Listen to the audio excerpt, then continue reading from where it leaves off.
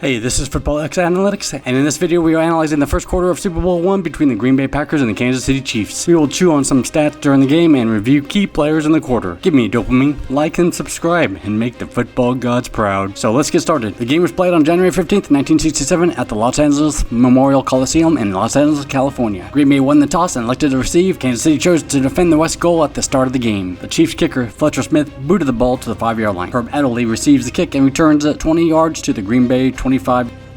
Wait a minute. This isn't how I want to introduce him. Let's back up. Who is Herb Adderley? Did you know he was a member of the Professional Football Hall of Fame? A graduate of Michigan State University, he played halfback and on defense, safety. He led the Spartans in rushing yards as a junior in 1959 and passing receptions in 1959 and 1960. His collegiate stats include 813 rushing yards, 4 touchdowns, and 28 receptions, 519 yards, and 4 touchdowns. First team All-Big Ten Conference. He is a member of the Michigan State University Athletics Hall of Fame, Michigan Sports Hall of Fame, and All-Michigan State University team. Selected 12th overall in the first round of the 1961 NFL Draft by the Green Bay Packers, he moved to the cornerback position for the 1962 season. His career stats include 48 interceptions, 1,046 yards, 21.8 average return, 7 touchdowns. He has 14 fumble recoveries for 65 yards. He also has 120 kickoffs for 3,080 yards and 2 touchdowns. In his career in the NFL, he won 71% of his games. In 1965, he didn't allow any touchdown receptions for the entire season, tied with Nick Collins and Charles Woodson for the team record for interceptions returned for a touchdown in one season, which is 3 in 1965. He held interceptions returned for touchdowns in a career until it was broken by Charles Woodson in 2010. Ranked 45th greatest player in the Sporting News 100 greatest players of all time in 1999, and in 2021 ranked 58th greatest player in the Athletics NFL's 100 greatest players of all time. He's a 3-time Super Bowl champion, 5-time NFL champion, 4-time first team All-Pro, and a 5-time Pro Bowl. He is a member of the Professional Football Hall of Fame, Packers 50th Anniversary Team, Packers All-Modern Era Team, Philadelphia Sports Hall of Fame, NFL 1960s All-Decade Team, and the Green Bay Packers Hall of Fame. Okay, with that, let's get this game started. First and 10 on Green Bay's 25. On the first play of the drive, Jim Taylor runs up the middle for 4 yards. Second and 6. Elijah Pitts runs around the left side for 5 yards. Watch this hit. Third and 1. Taylor extends the drive with a 3-yard run. First down. Boyd Dowler will not return to the game due to re-injuring his shoulder he separated during the NFL Championship game against the Dallas Cowboys. Despite being a member of the Green Bay Packers Hall of Fame, his stats were down this year. He played all 12 regular season games that had only 29 receptions for 392 yards. Only in his last season in the NFL did he have lower numbers. In the NFL Championship game this year, he did have 3 catches, 49 yards, and a touchdown. Max McGee will replace Dowler, working on his 11th campaign with the Green Bay Packers. Due to his age and injuries, his playing time has been limited. First and 10 on the Green Bay's 37-yard line. Bart Starr goes back to pass for the first time and throws an incomplete pass to Max McGee. Looks like a bad throw, but that window to McGee was tight and he was well covered. Second and 10. Bart Starr goes back to pass, but is sacked by a Hall of Famer defensive tackle Buck Buchanan for a 10-yard loss. Looking at the replay from the end zone, Fuzzy Thurston, the lineman in front of Buchanan, who is a really good player, but 6'7" Buchanan just plows past him to get the sack. Let's take a look at Junius Buck Buchanan. Offered a scholarship to play for Grambling State University. We like the statistics on him due to the early era of college football, but he was selected to be a member of the NAIA All-American in 1962 and First Team Little All-American in 1962. He is a member of the College Football Hall of Fame, Sports Illustrated All-Century Team for college football, and his name is used for the FCS Best Defensive Player Trophy, the Buck Buchanan Award. Buchanan was the first overall pick in the 1963 AFL Draft by the Dallas Texans, who would become the Kansas City Chiefs. Buchanan was the first African American from a historical black college drafted number 1 overall in any football league.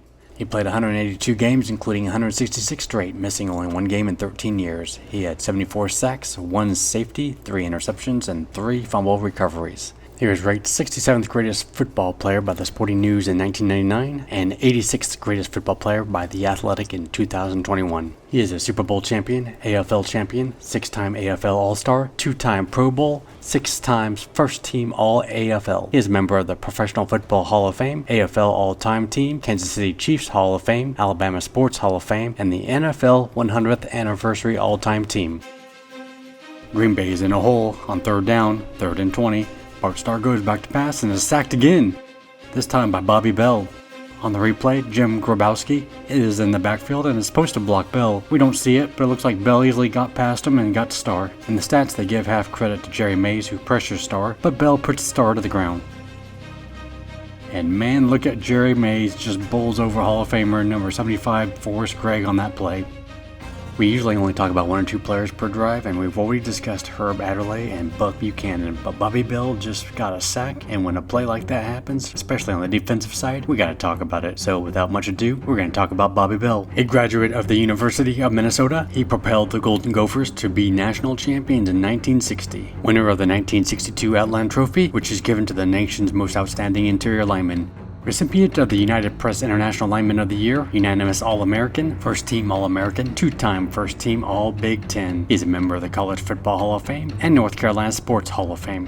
In the 1963 AFL Draft, he was selected in the 7th round by the Kansas City Chiefs. His career stats include 26 interceptions, 479 yards, and 6 touchdowns, 9 fumble recoveries, 2 of those returned for touchdowns. He has 42.5 sacks, and 1 onside kick that was returned for a touchdown. Never missed a regular season game in 168 games played. He is ranked 66th greatest football player by the Sporting News and 74th greatest football player by The Athletic. He's a Super Bowl champion, 2-time AFL champion, AFL Defensive Player of the Year in 1969, 3-time Pro Bowl, 6-time AFL All-Star, and 5-time First Team All-AFL. He is a member of the Professional Football Hall of Fame, AFL All-Time Team, NFL 1970s All-Decade Team, Kansas City Chiefs Hall of Fame, and the NFL 100th Anniversary All-Time Team. Facing 4th and 25, Green Bay sends out their punting unit. Don Chandler punts the ball 50 yards. Mike Garrett returns at 9 yards to the Kansas City Chiefs 37-yard line. 1st and 10 with 11:55 left to play in the first quarter. Dawson under the center. Goes back to pass and throws to Chris Burford. Good catch, but he's ruled out of bounds. Reviewing the replay from the end zone, I thought Dawson threw it a little too far out, but I think it's Burford's responsibility to keep his feet in bounds. The ref is right there for the easy call. So close, half his foot is out of bounds. Split back formation. Dawson hands off to Mike Garrett. He bounces off 3 Packers to get 4 yards on the play. 3rd and 6. Gotta get this one to keep the drive alive. Dawson goes back to pass, looking at Chris Burford the whole time. He throws to him for an 11-yard completion. First down. That's their first down for the game. It's a running play. Mike Garrett, he is stuffed up the middle. The refs give him a 1-yard run, but that's a generous call. First penalty of the game. The Chiefs took too long. Delay of game, 5-yard penalty. That's going to make it 2nd and 14. Dawson rolls back, looking to pass, but feeling some pressure. He throws to Chris Burford, who catches it, but he's out of bounds. Check out the referee. Out of bounds. Out of bounds. Out of bounds. Out of bounds. Out of bounds. Out of bounds. Look at that real time. I just think it's funny. 3rd and 14. Gonna be a tough down. Single back in the backfield. Dawson goes to pass. Aims for Otis Taylor, but is way off target. He was well covered by Herb Adderley. 4th and 14. Jarrell Wilson punts the ball 47 yards. Donnie Anderson receives the ball at the 5-yard line and returns it 15 yards.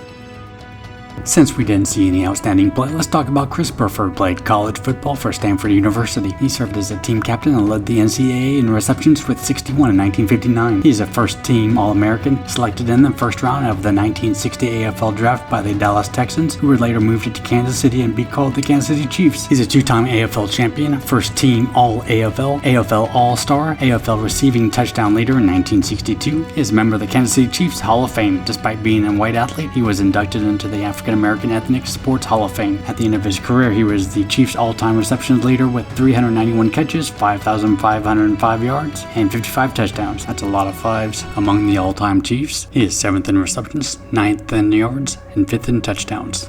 1st and 10 with 9:10 to play in the first quarter. First play for Green Bay's second possession. Starr hands off to Elijah Pitts for 3 yards. Second and 7. Bart Starr throws a quick pass to tight end Marv Fleming for an 11-yard first down. Man, did you see that? He had to do a double clutch with his hand to get a good handle on that ball. First and 10. Bart Starr goes back again. Pocket is tight. He's getting out of the pocket, throws to Elijah Pitts for 22 yards and another Green Bay first down. What a play. Look at the trenches. Watch Buchanan fight to get to Starr, and he comes so close.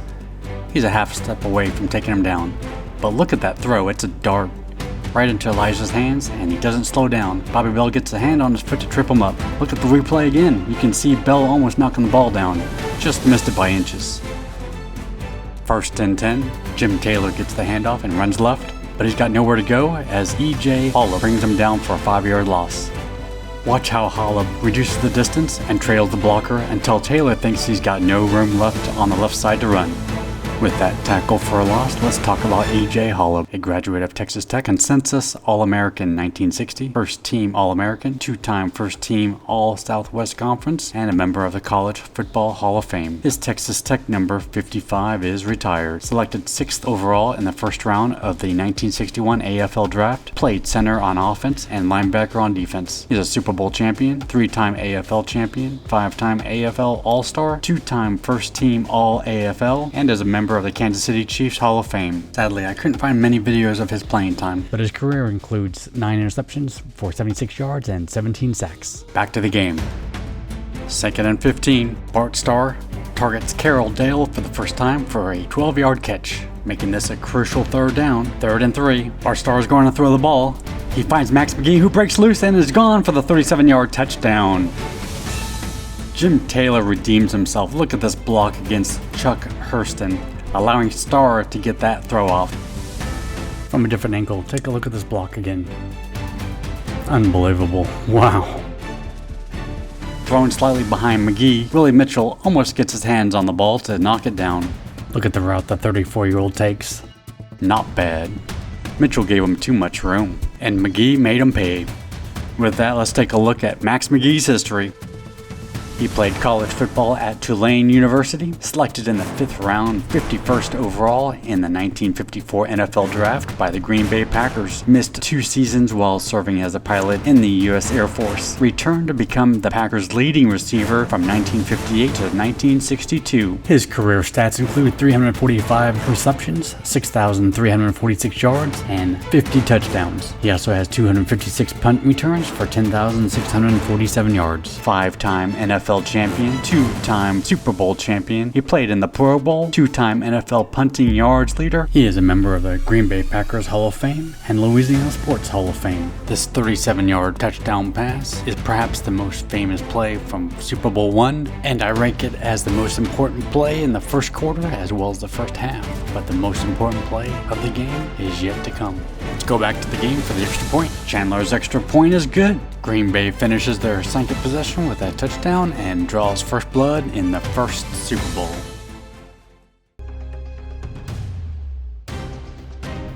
With 6:04 left in the first quarter, let's see how Kansas City Chiefs retaliate. So let's get started. Don Chandler to kick. Mike Garrett receives the ball, looks like at the 2-yard line, and returns it 21 yards to the 23-yard line. However, there is a penalty on the play. It's the second one on the Chiefs, and it's holding on Tony DeMedio. They have got to be more disciplined. They can't be putting their offense in a hole like this in this type of game against this type of team. That will push them back to the 13-yard line. On first down, Dawson back to pass. Then he is forced to run. He is tackled by Hall of Famer Ray Nitschke for a 7-yard gain. Second and 3, split backfield. Play action pass.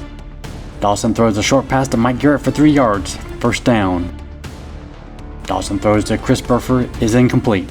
But there is a penalty. This one is going against the Green Bay Packers as Bob Jeter hits Burford before the ball gets to him. 5-yard penalty, automatic first down. Curtis McClinton, the fullback, gets the ball and runs up the middle for 4 yards. Second and 6. Dawson throws to his tight end, Fred Arbanis, for 18 yards. Another first down. Ball on the 50-yard line, first and 10. Garrett blasts up the middle for 9 yards. Second and 1 on Green Bay's 41-yard line. Dawson goes back to pass. He's getting pressure, but gets away and runs 2 yards to get a first down, brought down by Ray Nitschke again. First and 10. Mike Garrett runs wide right, but is tackled for a 1-yard loss by Dave Robinson. That's the first big play done by the Packers defense. There's an array play, so he just blew it up a little bit. Just a great open field tackle. With that tackle for a loss, let's look at the portfolio of Dave Robinson. He graduated from Penn State University. He's a 1962 Gator Bowl MVP despite his team losing. First team All-American, first team All-East, College Lineman of the Year by the Philadelphia Sports Writers Association, and he's a member of the College Football Hall of Fame. Selected in the first round of the 1963 NFL Draft by the Green Bay Packers. His career stats include 27 interceptions, 449 yards, 1 touchdown, 28.5 sacks, and 13 fumble recoveries. He's a 3-time NFL champion, 2-time Super Bowl champion, first team All-Pro, 3-time Pro Bowl. He's a member of the NFL 1960s All-Decade Team, Green Bay Packers Hall of Fame, and the Pro Football Hall of Fame. His final 2 years in the NFL, he played for the Washington Redskins, 1973 to 74. And with that, let's get back to Super Bowl I, Kansas City's second possession. Second and 11. Dawson goes back to pass and throws to Chris Burford, but is way off, incomplete. Burford was well covered by Willie Woods, but Dawson needs to be more accurate. Third and 11. Dawson throws to Reggie Caroline for 7 yards. Caroline was tackled by Ray Niski. What a great stop, 4 yards short. Mike Mercer comes on the field to try a 40-yard field goal. He's 4 for 6 from this range this year. Oh wow. That was way left. Very disappointing. In 1966, the rules were for a missed field goal was that if the ball crossed the goal line, it's a touchback. So Green Bay will start on their own 20-yard line. Star hands off to Jim Taylor, who runs up the middle for 3 yards. And that play right there ends the first quarter. Kansas City Chiefs 0, Green Bay Packers 7. Let's take a look at the first quarter stats. 2 observations. The Chiefs defense is playing great, yielding 2 sacks and a tackle for a loss. It's just the Packers performed a couple amazing plays to get their first score. Second, Len Dawson has got to be more accurate. There were 2 throws that the receivers were decently open, but he overthrew the ball on both occasions. Anyway, looking at the numbers, it's early and the numbers look fairly even. The Packers' third down efficiency looks good. Green Bay only ran 1 play on their third drive. Chiefs running game is solid, and the Chiefs defense needs to somehow slow down Bart Starr. He's throwing like a champion. Nothing too unusual from the special teams, but I bet Mike Mercer would like to take another crack at that field goal attempt. Looking at the individual stats, first the Green Bay Packers. Most of the stats are from the second drive that led to the first touchdown of the game. Bart Starr is 4 for 5, 82 yards and a touchdown. He's spreading the ball to all his key players. Dave Robinson with that tackle for a loss that put the Chiefs in a bit of a bind. No unusual stats on the special teams side. Now let's take a look at the Kansas City Chiefs individual stats. Len Dawson only completing 50% of his passes, but they are giving the ball to Mike Garrett a lot, and that's a good thing. He's got 2 first downs on 3 carries and a catch. Despite giving up a touchdown, the defense have some strong numbers. Buchanan and Bell both getting sacks, and E.J. Hollow getting that tackle for a loss. If only Green Bay didn't play lights out on that second drive. Anyway, if you're at this point, you're at the end of the video, and we thank you for watching. We will continue to break down this game in future videos with more drives in the second half. Again, give us a like and subscribe if you'd like to see more.